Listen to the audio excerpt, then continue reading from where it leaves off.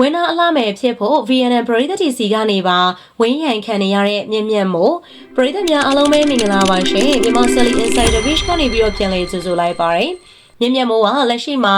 Miss Cosmo 2025ကိုတွားရောက်ရှင်ပြိုင်နေတာဖြစ်ပါတယ်။ပြီးခဲ့တဲ့3ရက်မှာမြန်မာနိုင်ငံကနေထွက်ခွာသွားတာဖြစ်ပြီးတော့အခုဆိုရင်ပြိုင်ပွဲကိုစတင်ရှင်ပြိုင်နေရပါပြီ။မြင့်မြတ်မိုးကတယောက်တည်းသွားရတာဖြစ်ပြီးတော့သူနောက်မှာမိတ်ကက်ဆရာနဲ့တခြားဘသူတွေမှလိုက်ပါရခြင်းမရှိပါဘူး။သူတင်မဟုတ်ပဲတခြားနိုင်ငံအလားမယ်တွေကလည်းတယောက်တည်းသာရှင်ပြိုင်ရတာပါ။မြင့်မြတ်မိုးကပြိုင်ပွဲကိုစရောက်တဲ့ပထမဆုံးရက်မှာတင်တခဲနဲ့အားပေးခြင်းခံနေရတာဖြစ်ပါတယ်။ပြည်ပနိုင်ငံကိုရောက်ရှိနေတဲ့ဆိုပေမဲ့ VNN လူမျိုးတွေကအစသူ့ကိုချစ်နေကြတာပါမြင့်မြတ်မိုးရှိတဲ့နေရာကိုလက်ဆောင်တွေလည်းတကူးတကားကိုလာပေးကြတာဖြစ်ပါတယ်ပန်းစည်းတွေနဲ့အတူမြင့်မြတ်မိုးအားပေးကြောင်းလာပြောနေကြတဲ့သူတွေကများနေတာဖြစ်ပါတယ်ဒါအပြင်မြင့်မြတ်မိုးကိုဆိုရင်တော့ VNN မီဒီယာတွေကလည်းတည်တည်ချာချာလေးကိုနှုတ်ဆက်ကြပြီးတော့ဗီဒီယိုတွေလည်းရိုက်ပေးကြတာဖြစ်ပါတယ်အခုလိုမျိုးအခွင့်အထူးတွေရရှိနေတာဖြစ်ပြီးတော့ဝင်နစုရရှိအောင်အထိပံ့ပိုးပေးနေကြတာဖြစ်ပါတယ်။သူတို့ကလည်းမြင့်မြတ်မိုးကိုဝင်နာမှန်းထားကြောင်း VNN အကောင့်တွေမှာတင်နေကြတာပါ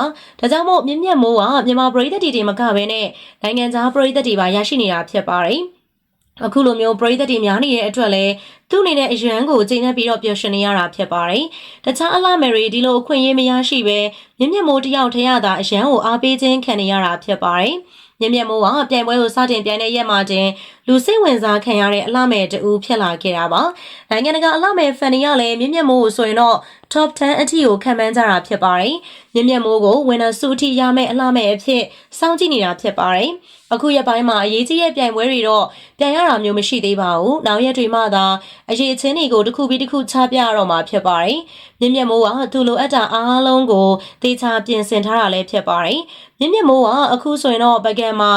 မြန်မာအငိမ့်မင်းသမီးတယောက်ရဲ့အသွင်ပြင်နဲ့ကားပြတဲ့ဗီဒီယိုကြောင့်လည်းလူစိတ်ဝင်စားခံနေရတာဖြစ်ပါတယ်။ဗီဒီယိုကိုတေချာပြင်ဆင်သွားတာဖြစ်ပြီးတော့ဒါ Miss Cosmo မှာချပြဖို့လည်းဖြစ်ပါတယ်မြင့်မြတ်မိုးကလိုအပ်တဲ့အရေးချင်းတိုင်းကိုတေချာတင်ယူပြီးတော့စူးစမ်းနိုင်တာကိုမြင်တွေ့နေရတာပါဒါအပြင်မြင့်မြတ်မိုးကစိတ်ဓာတ်ကလည်းမာကြောပြီးသားဖြစ်တာမို့တိုင်ဝဲပြိုင်နေတော့အခက်အခဲမှန်သမျှကိုဖြည့်ရှင်းနိုင်တာလည်းဖြစ်ပါတယ်ဒီနေ့လေးအိမ်တော့ဆိုရင်ပြိုင်ပွဲမှာသူ့ကိုတခြားနိုင်ငံတွေက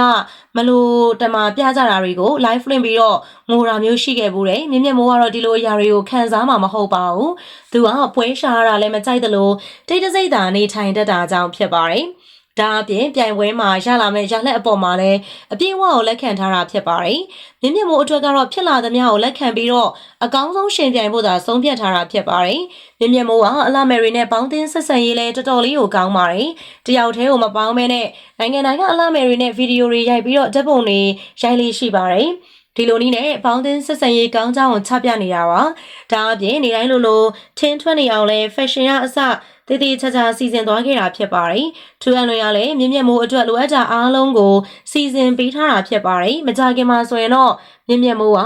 သူ့ရည်ချင်းအားလုံးကိုချပြပြီးတော့တရဖူအတွက်ကိုအပီ fight တော့မှာဖြစ်ပါတယ်။မြင့်မြတ်မိုးကို top 5အထိဝင်မယ်လို့အားလုံးကခံမှန်းထားကြတာပါ။ထူအန်လွင်ကမြင့်မြတ်မိုးအပေါ်မှာအရန်ကိုမျှော်လင့်ထားတာဖြစ်ပါတယ်။မျော်လင့်တယ်လို့ဖြစ်လာမလားလွဲချော်သွားမလားဆိုတာကတော့လာမယ့်လတွေမှာသိရတော့မှာဖြစ်ပါတယ်ပရိသတ်ကြီးရောမြင့်မြတ်မိုးကတရဖူရတဲ့အထိအောင်မြင်မယ်လို့ယုံကြည်လား comment လေးထဲမှာရေးခဲ့ပေးပါဦးဗီဒီယိုလေးကိုအဆုံးထိလိုက်ပါပြီးတော့ကြည့်ရှုပေးတဲ့အတွက်လည်းအားလုံးကိုကျေးဇူးများကြီးတင်ပါတယ်ရှင်